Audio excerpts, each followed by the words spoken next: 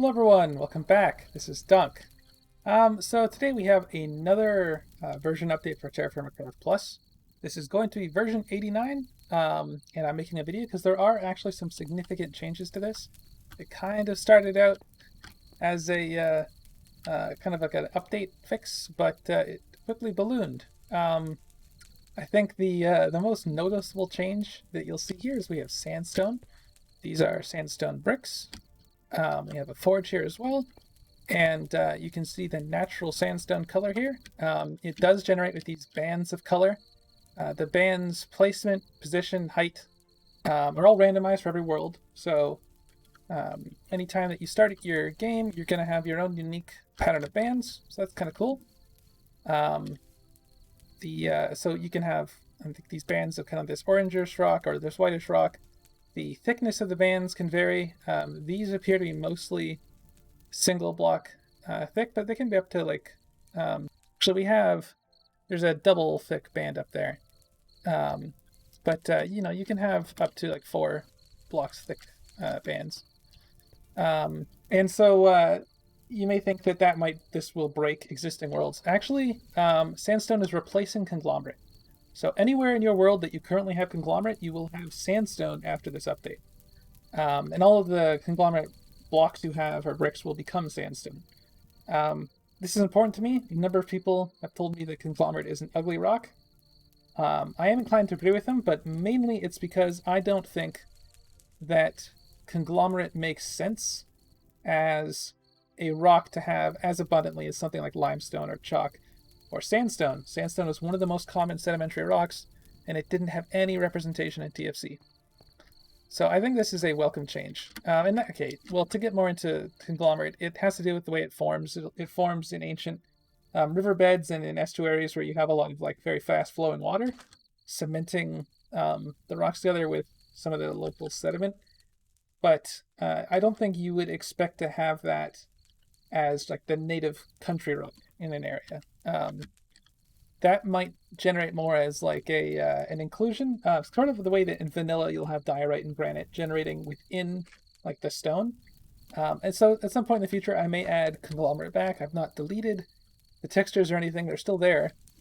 If it does come back, it'll be a separate thing that may generate inside of other types of rock if you want access to conglomerate as a building material. That said, this is what sandstone looks like. I think it looks really nice. I think the bands are a really cool addition. So that's the first thing to talk about. The next thing, not super big, but there is a new alloy being added here. So if that's platinum. That's not what I want. We're gonna make some pewter. Let's make sure we grab some tin. I searched tin and I grabbed platinum by accident. Let's go creative. Let's throw some tin in here, melt that down. I'm going to throw some lead bullets in here because that's a unit of 10 lead. So 9% lead, 10% tin, nothing. 16% lead, 83% tin, nothing. Nope, there we go. So between 20 and 30% lead and 70 and 80% tin, you can have pewter. Pewter does not really have much of a use right now. We can make pewter candle holders, which some people noticed were actually already in the game, kind of. They kind of existed and didn't exist. There was some placeholder code for them, but I decided, I'll just do it. I'll just make them. So they are a single candle holder like brass. Previously, brass did not have a counterpart to it. So we had like sterling silver and silver were like the double candle holders, and rose gold and gold were the triple candle holders. But it was just brass in the tier 1 candle holder. So pewter is being introduced as the slightly worse counterpart to brass. I mean, I don't actually think there's much of a use for this. Like, was it necessary? Heck no. But aesthetically, I mean, sure, maybe someone wants to make it. So if you want, you don't want the kind of goldy brass look of the brass candle holder, you can have a more silver look with the pewter candle holder.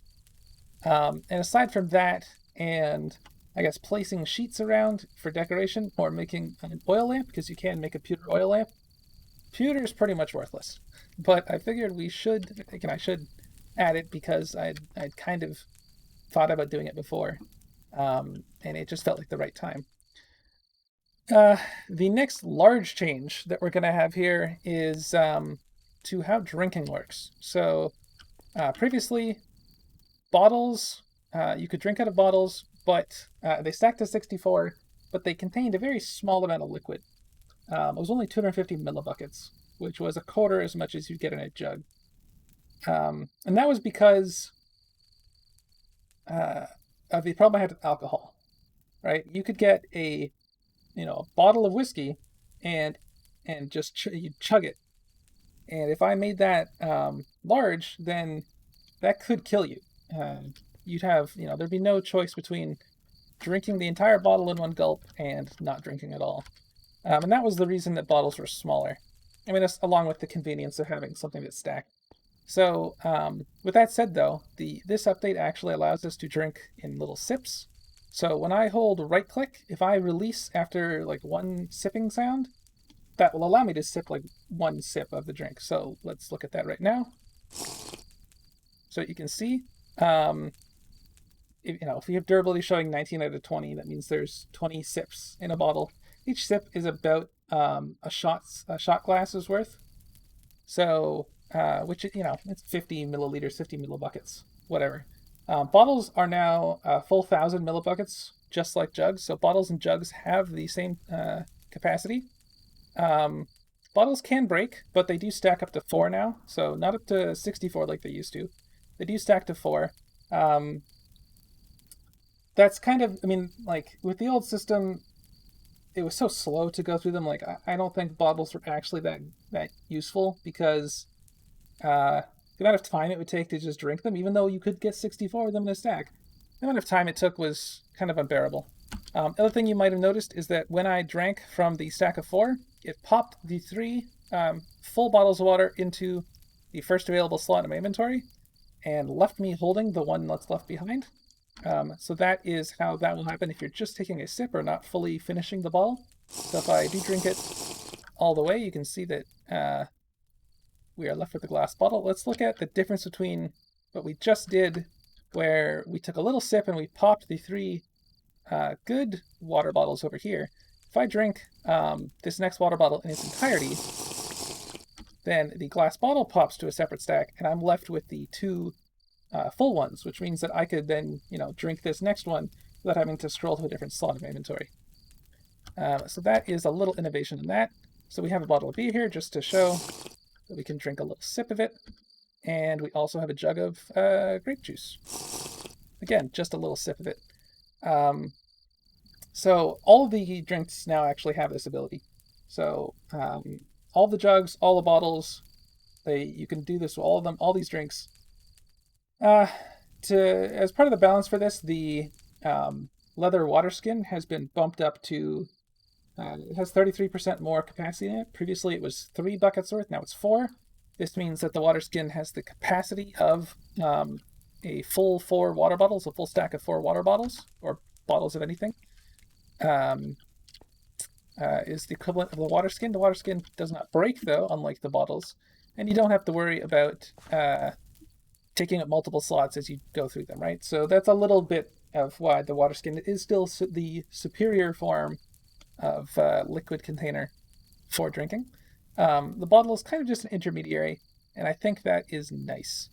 So that is the update to drinking. We also have an update to how clothing works. So that's mostly behind the scenes, so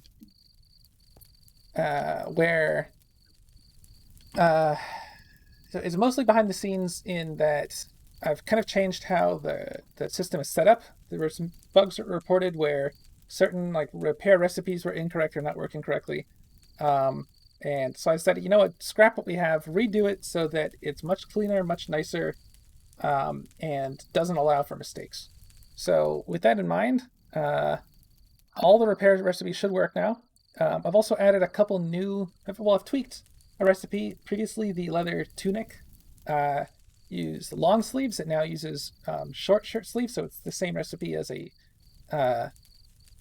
t-shirt, and that is because the texture that it has is like a t-shirt, so it didn't really make sense to be making it use long sleeves. So that does reduce the cost of the recipe, because you only need one to make the leather sleeves once, and then cut it in half to get the 2 short sleeves. The other addition, kind of tweak, is that the leather leggings have been, their name and icon has been updated to match their rendering appearance, which is that they are supposed to be leather chaps, which means they're crotchless. I don't think that is super. I mean, they're called leather chaps in vanilla. I don't think it's super. What do you call it? Controversial. So we put those on. You can see that the texture now shows that they are crotchless. You have the kind of belt area and a gap that cover your inner thighs. In accordance with that, though, they do actually give you a bonus on riding horses. So if you wear leather chaps while riding a horse, your horse's max speed will be increased. It won't get up to that max speed any faster. It still has the same acceleration rate, but the longer that you are sprinting on your horse, you'll continue to increase in velocity for longer. So that is one aspect of the leather chaps. And I couldn't resist. We also have lederhosen now. So, and that being leather shorts. I could have called them leather shorts, but lederhosen. Who could resist just calling them lederhosen? So that is a small addition. So we have fixed all the repair recipes on the clothing, overhauled how drinks work, added a new rock type. There are also a few other tweaks and fixes going around. For one, I've changed the texture of maple leaves. Actually, it was part of a demo I was making for someone. Someone was asking for help with how to make leaf textures. And I decided to make a maple leaf block texture as part of that demonstration. And I've actually been kind of meaning to change the maple leaf texture for a while, because I think it doesn't look like maple leaves. And I'm relatively happy with the results, so that'll be a new change. We don't have any maple leaves here, and I don't really feel like growing a sapling, so you'll have to wait and see what that looks like for yourself. A few other things. Use support beams should drop the correct block when you break them. Flower pots should be able to hold used saplings now. These are some bug fixes. I'm pretty sure I've tracked down and fixed a bug that was happening with occasionally players would get some mysterious mining fatigue whenever they held a tool in their hands. That should be fixed now. There was a bug that allowed certain animals to respawn. That should be fixed. Yeah, I think that covers everything in this video. I guess one thing is that there's a slight change to how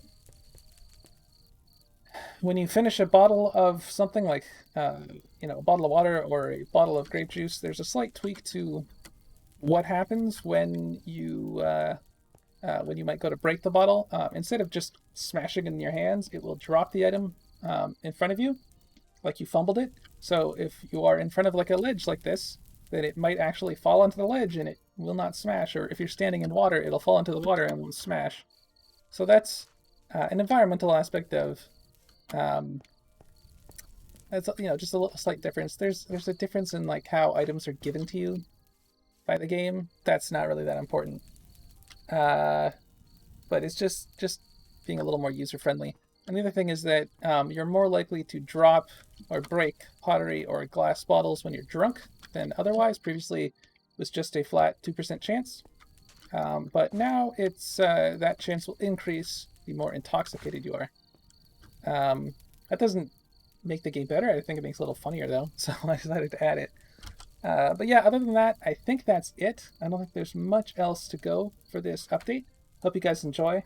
I've been releasing screenshots of this on Patreon the last few days, so if you want to get the scoop on what these updates are going to be like a little in advance, you can follow me over there.